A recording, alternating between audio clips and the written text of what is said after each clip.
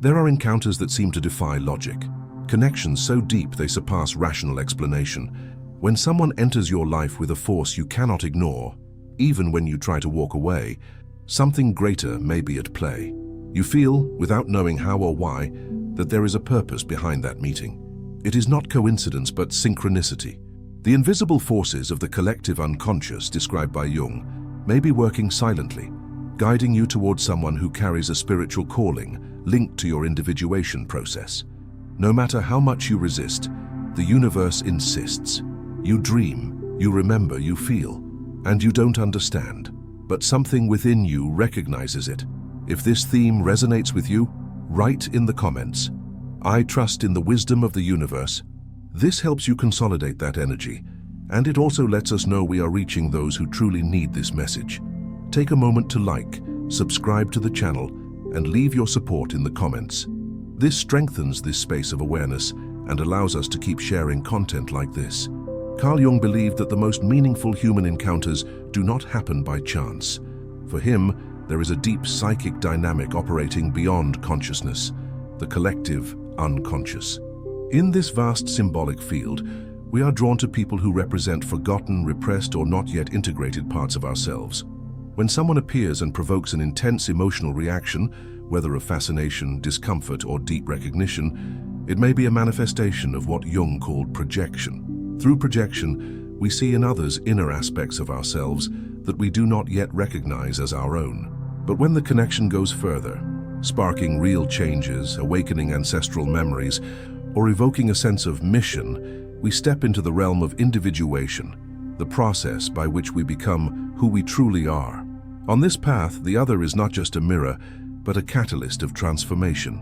Jung's symbolic universe also explores the shadow, the repressed aspects of the personality, and the integration of animus and anima, the masculine and feminine archetypes present in every human being. Spiritually significant encounters often challenge the persona, reveal the shadow, and invite the reintegration of the inner feminine or masculine. That is why we sometimes feel an inexplicable resistance towards someone who simultaneously attracts us with overwhelming intensity. The tension between distance and closeness is part of the soul's alchemy. When someone seems spiritually destined to cross your life, the universe, through synchronicity, makes it impossible to ignore that call. Jung reminds us that these experiences are not merely romantic, they are profound psychic processes, indicating that something within us longs and needs to evolve. There are moments when a person appears so unexpectedly and precisely that everything around seems to align with their arrival. Coincidences pile up, unlikely situations become inevitable, and something invisible seems to guide both lives until they finally meet. Jung called this phenomenon synchronicity, a meaningful connection between events with no direct causal relation, yet filled with significance. In the context of spiritually marked encounters, synchronicity acts as a call of the soul, a silent language of the collective unconscious, trying to establish contact between two psyches that, at some level, recognize each other. Synchronicity cannot be explained rationally, but it can be intensely experienced. When two people are destined to cross paths for mutual awakening, the universe seems to conspire in unexpected ways. A traffic delay, a last-minute change of plans, a message sent by mistake, all can turn into a meeting point between two inner journeys. These small events gain symbolic weight because they are accompanied by a deep sense that nothing is random. This is the sign that synchronicity is at work. In Jungian thought, the outer and inner worlds are connected through symbols. When the unconscious wants to manifest, it uses external events as mirrors of inner states. Thus, the appearance of someone who touches your soul deeply may not be a casual meeting, but the materialization of something struggling to emerge within you. The other becomes not only a presence but a key, a bridge between who you are and who you are destined to become. Such an encounter is not meant to fill emptiness, but to provoke expansion. Many times these meetings bring an inexplicable sense of familiarity. It feels as if you have known that person forever, even if you have never seen them before. This impression may reflect archetypal content shared between souls, something that goes beyond individual biography and points to the symbolic language of the collective unconscious. Jung believed that souls meet because they have something to fulfill together, not by chance, but by psychic and spiritual necessity. These are calls to transformation that could not happen otherwise. Yet synchronicity is not comfortable. It comes to shake structures, question certainties, and often disorganize the ego. An encounter guided by this force tends to create internal and external ruptures. It may feel like the timing is wrong, that insurmountable barriers exist, that logic stands against the connection. And yet, something stronger insists.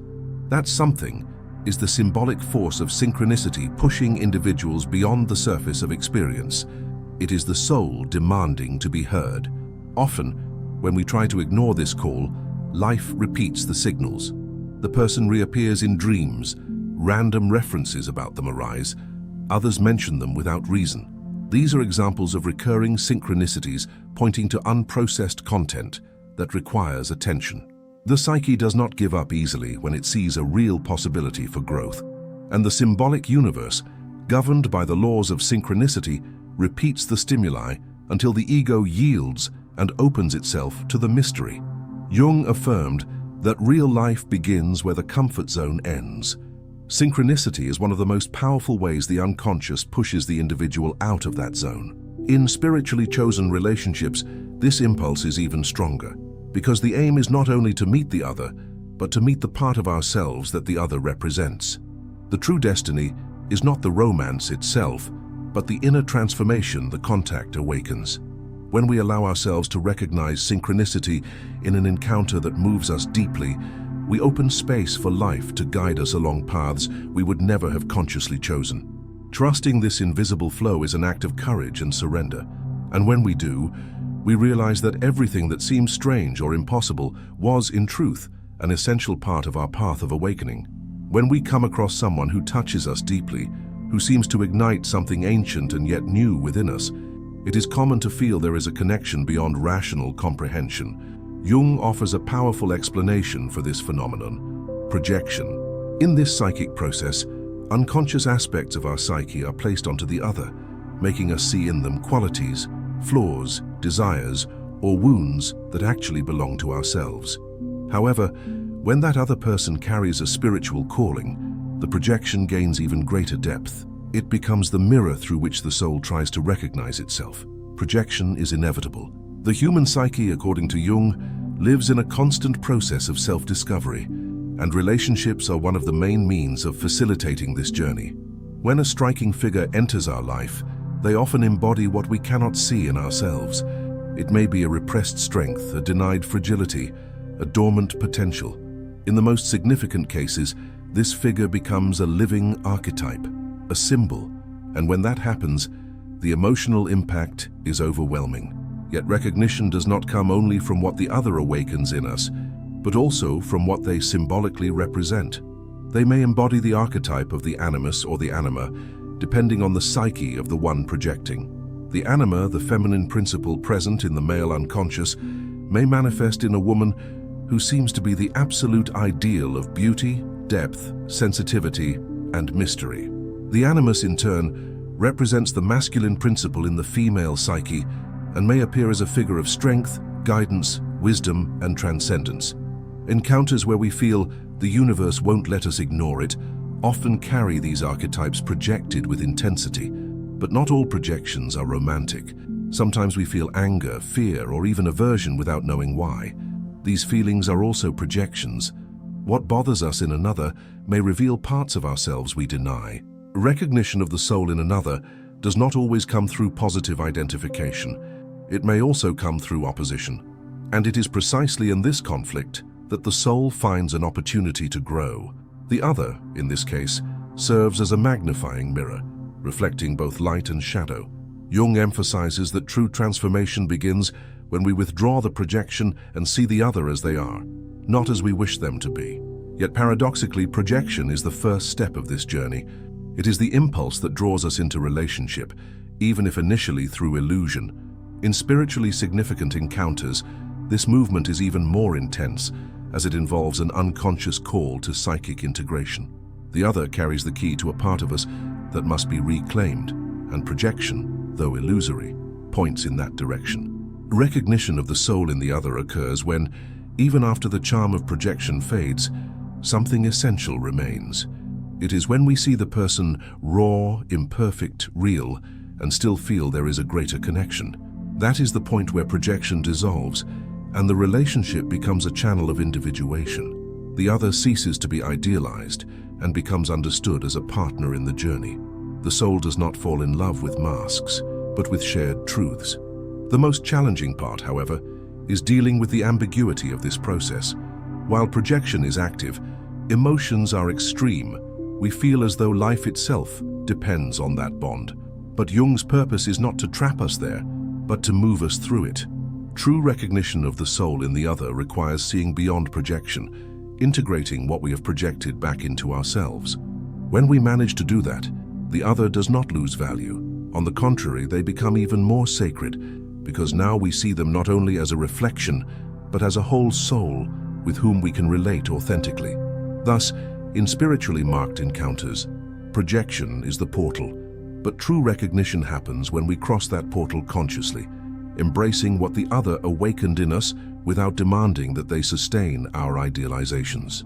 The love that endures beyond projection is the love that serves the soul, and it is in this space that true inner alchemy begins. It is common to idealize that a spiritually guided encounter will be smooth, effortless, free of obstacles. But in practice, these encounters often awaken intense inner resistance. Paradoxically, the deeper we feel the connection with someone, the stronger may be the impulse to withdraw, doubt, or sabotage. This reaction is not irrational. It is the manifestation of the shadow, a central concept in Jung's analytical psychology. The shadow represents everything we reject in ourselves, traits, impulses, wounds, and potentials that have been banished from consciousness over time. When love is true on an archetypal level, it illuminates regions of our being that remained hidden, and this can be deeply uncomfortable. When we meet someone with whom we feel an inescapable bond, it is not only desire that awakens, but also fear. The shadow, when touched, emerges with force. Instead of acceptance, there may be judgment. Instead of surrender, withdrawal. For love at this level is dangerous for the ego. It demands vulnerability, self-knowledge, and above all, transformation. Predestined love does not comfort the ego. It destabilizes it. And this destabilization is necessary for inner growth. The problem is that the ego, accustomed to control and stability, resists this process fiercely. Activation of the shadow can appear in subtle or intense ways. Old insecurities surface, disproportionate reactions emerge, jealousy, fear of abandonment, or rejection arise. Often we cannot understand why we act against what we deeply desire. But in truth, we are not resisting the other. We are resisting the part of ourselves that the other forces us to see. This is one of the great mysteries of deep love. It not only connects us to the other, but confronts us with who we truly are within. The shadow holds both negative content and repressed potential. In spiritually marked encounters, it is common to be confronted with parts of ourselves we have avoided our entire lives. We may be led to realize how much we hide behind emotional coldness, how much we control to avoid pain, how much we dismiss love to escape old wounds. The other, in this context, functions as a catalyst. Simply existing is enough to awaken all those dormant parts. And instead of embracing this movement, we often choose to run away. Jung reminds us that what we do not confront within ourselves ends up manifesting as fate. And in the face of a predestined connection, the shadow uses that very bond to appear, not to destroy us, but to free us. Yet psychic freedom requires moving through chaos. It is not unusual for this kind of love to involve temporary separations, inexplicable distance, existential crises. Each separation, deep down, is an unconscious attempt to protect the ego from the transformation the bond demands. But the soul's call persists, and the discomfort intensifies until the individual is ready to face what must be seen. Resisting predestined love is often resisting one's own destiny of healing. Not because the other will save or complete us, but because they activate what was stagnant. True resistance comes from the fear of ceasing to be who we were in order to become who we really are. The shadow fears being seen because its content threatens the comfortable but limited structure of the ego. When a relationship carries spiritual force, it implodes those defenses. and that is frightening. That is why recognizing the activation of the shadow is a crucial step in this process. Instead of judging contradictory emotions, we must listen to them. Instead of condemning ourselves for pulling back, we must understand what lies behind that movement. Self-knowledge then becomes the greatest ally. When we realize we are dealing with projected and rejected parts of ourselves, we can begin to integrate them. In doing so, we transform our relationship with the other, and above all, with ourselves. This kind of connection is neither simple nor comfortable, but it is profoundly liberating. What looks like sabotage may actually be an invitation to healing, and what distances us from the other is often what most needs to be faced. When we choose to confront the shadow, we stop resisting predestined love and begin to align with it, not out of need, but out of awareness. And in that space of awareness, love ceases to be a feared destiny and becomes a chosen path. In Jung's view, the greater purpose of human existence is not happiness, but individuation, the deep and continuous process of becoming who we are in essence. This path is neither linear nor comfortable, and it almost never happens in isolation. Relationships, especially spiritually marked ones, function as catalysts for this inner journey. When we meet someone who seems chosen to be part of our life, we are not simply before a love story. We are before a psychic and symbolic calling leading us back to our center. Relationships we cannot ignore, even when we try, are marked by an archetypal force that surpasses personal desire. They provoke, challenge, deconstruct, reveal. They have the power to touch inner regions that might never be accessed otherwise, and that is precisely why, though often difficult, they carry an invaluable transformative power. Every conflict, every separation, every reunion, and every silence become living symbols of the movement of growth being demanded. Individuation, as Jung proposed, is the integration of all parts of the psyche, conscious and unconscious, light and shadow, inner masculine and feminine. When we come into contact with someone who resonates deeply with our soul, they often embody the archetypes we have yet to integrate. This other may confront us with our shadow, awaken our anima or animus, challenge our complexes, and force us to rethink our persona. They act as a mirror, yes, but also as a bridge that, if crossed with courage and awareness, leads us into ourselves. Yet the path of individuation does not happen without friction. Often, instead of feeling more complete beside the other, we feel dismantled. This dismantling is a clear sign that deep aspects of the psyche are being reorganized. The ego, used to coherence and control, finds itself before a force it cannot master. Love that defies logic, that persists even in absence, that transforms even without contact. This love is not romantic in the usual sense. It is symbolic, psychic, archetypal, and its purpose is to bring us closer to wholeness. In many cases, the relationship with the other does not consolidate outwardly, or does so only in unstable ways. Yet the psychic bond remains active. This happens because the true goal is not external union, but the inner movement the encounter provokes. Many people wonder why they cannot forget someone, why they continue to dream, to feel, or to be impacted even after the relationship ends. From a Jungian perspective, this occurs because the work of individuation is still unfolding. The other's presence, even if symbolic, continues to act as a transformative force within the unconscious. This process is demanding. It forces us to abandon illusions, confront emotional wounds, and break free from childish relationship patterns. The love that leads to individuation is not the one that protects, but the one that exposes. It reveals where we are still needy, where we still seek salvation, where we still fear being who we are. And in doing so, it gives us the chance to grow. Each time we choose to look inward, instead of projecting responsibility for our pain or happiness onto the other, we take a step toward wholeness. Jung said that meeting the other is, in truth, meeting oneself. In spiritually marked relationships, this truth reveals itself powerfully. The other becomes the portal to inner regions we might never have accessed alone. It is not the other who transforms us, but the way we respond to what they awaken. The relationship becomes a path to psychic realization. The pain we feel when confronting our denied parts is the same pain of the soul longing to express itself fully. Ultimately, individuation is not a state to be reached, but a constant process, and spiritually significant bonds are like disguised teachers. They appear, disturb us, inspire us, disorganize us, and in time reveal us. Even if they do not stay, they leave marks that never fade. And these marks are not scars.